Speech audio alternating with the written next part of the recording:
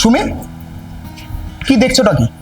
আরে বাবা, তুমি তো জানো আমার ট্রান্সফারেবল জব, 6 মাসের মধ্যে আমি ব্যাঙ্গালোরে শিফট করে যাচ্ছি। এখন তো এই ইন্টেরিয়ারের কাজটা করা পুরো বেকার। কেন বেকার কিসের? আরে বাবা, ফার্নিচার গুলো তো ঘরে ফিক্স থাকবে, তখন কি করবে? ইউ জাস্ট রিল্যাক্স, সেটারও অল্টারনেটিভ অপশন আছে। আর সেই অপশনটা নিয়ে এসেছে পুরুষোত্তম ইন্টেরিয়ার। এই সেই পুরুষোত্তম ইন্টেরিয়ার। হ্যাঁ, সে তো নয় বুঝলাম, পুরুষোত্তম ইন্টেরিয়ার। So what? মশাই, কর্মক্ষেত্রে যেখানেই থাকো, ফার্নিচার শিফট করানোটা কোনো প্রবলেমই না। কিন্তু কিভাবে? এটা তো অসম্ভব। পুরুষোত্তম ইন্টেরিয়ার যে কোনো অসম্ভবকে সম্ভব করতে পারে। তা কিং সাইজ বেডই হোক বা 3 ডোর ওয়ার্ড্রপ বা মডিউলার কিচেন, সবটাই ফোল্ডিং, যা ইজিলি মুভেবল। তাই আজকের গৃহীদের বলছি, কি এখনো ভাবছেন?